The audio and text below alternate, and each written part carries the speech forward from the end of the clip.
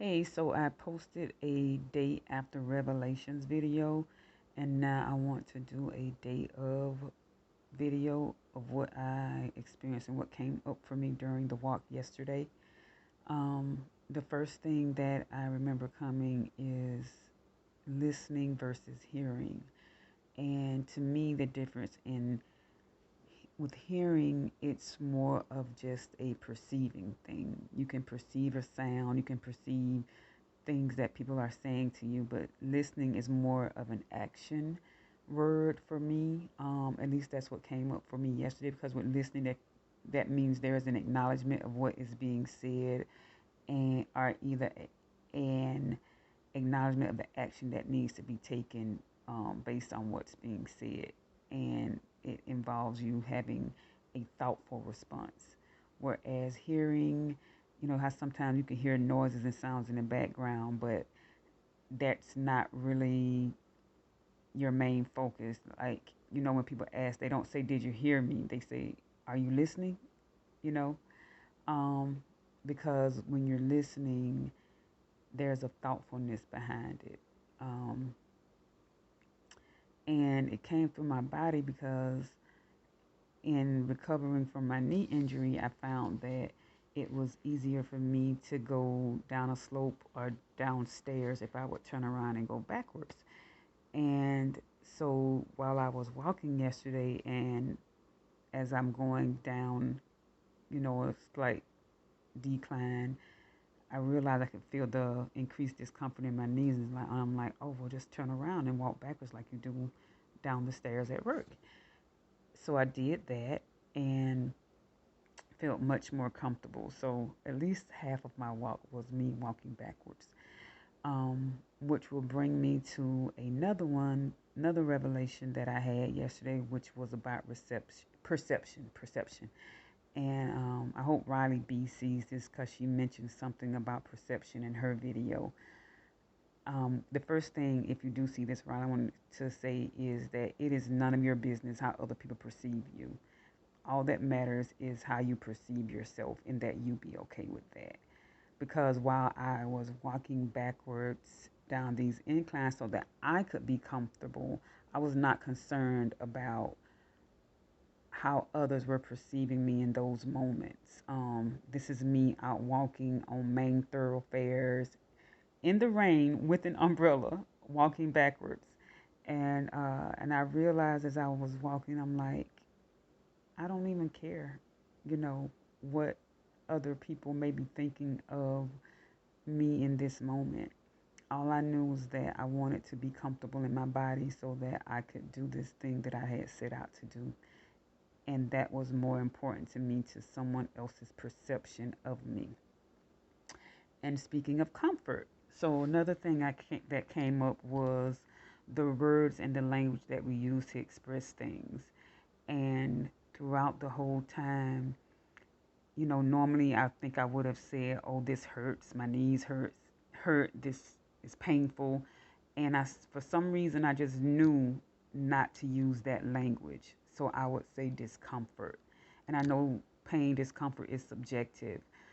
So I'm not saying this for everyone, that, you know, uh, the way I am expressing this, or the relationship that I came to have with those two words is definitely not prescriptive or across the board. This was just what worked for me. Um, it's just that when we think pain, and for me, I feel like pain is something that impedes or prevents you from being able to function regularly or at all. And discomfort just means that while you're doing the thing you're doing, it's not going to feel the best. And so throughout, I just said discomfort. And there was a point towards the end after my first leg, when I started back on my second leg, and you don't realize how far you pushed. At least for me, I didn't realize how far I had pushed my body. So that when I first started out, I felt refreshed. I had rested like an hour. I felt refreshed. I felt good. Thought I was be good to go. And about an hour after starting back, the my level of discomfort really began to increase. And by the time I made it to my second stop, I was screaming in extreme discomfort. I wasn't literally screaming, but it's like my knees were like, I don't know if we can do this. But I knew that I would not stop. And I kept saying to myself, this is discomfort. This is not pain. This is discomfort. This is not pain. And I say that because a few months ago, I was in extreme, excruciating pain to the point where I was on the floor on my knees. My sister had to call the ambulance for me because I had called her because I was, scared, and I didn't know if something was going to happen to me, and I didn't want to pass out and no one know. But I didn't feel that it was to the point where I needed to call an ambulance, but I did want someone to know that something was happening just in case.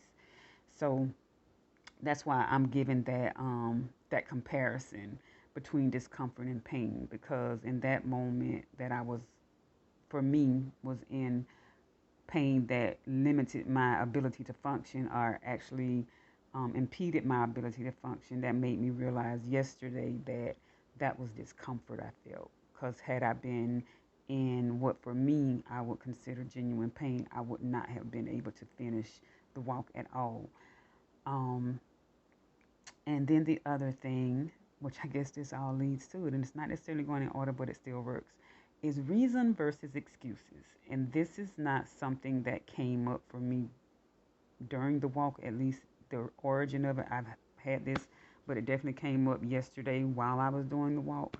Um, I always say you can give me a reason, but no excuses. I can have a reason for doing or not doing something, but no excuses.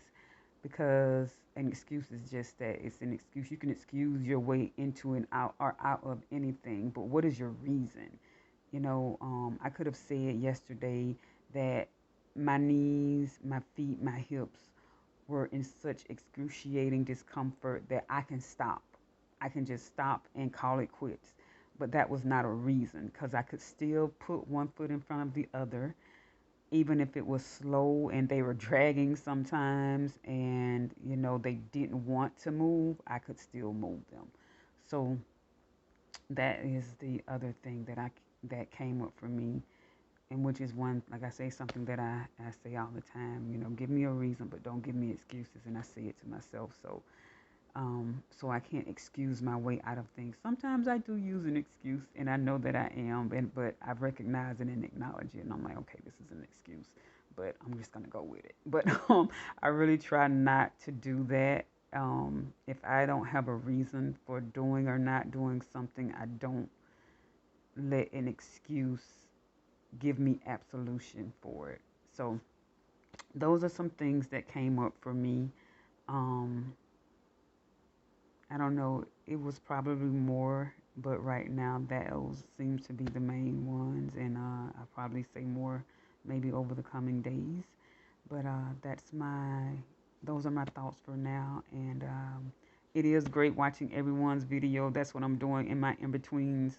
First thing I did when I woke up this morning was start watching videos and everything. So it's great seeing and hearing from everyone, and I really appreciate this community. I really appreciate this space to share this with, to share so openly and honestly and vulnerably, because a lot of vulnerability can definitely come out of a physical challenge, and it's just great to see it come up and to see that there's so many similar stories. So you know that you're not the only one, you're not alone, and that we are all here together.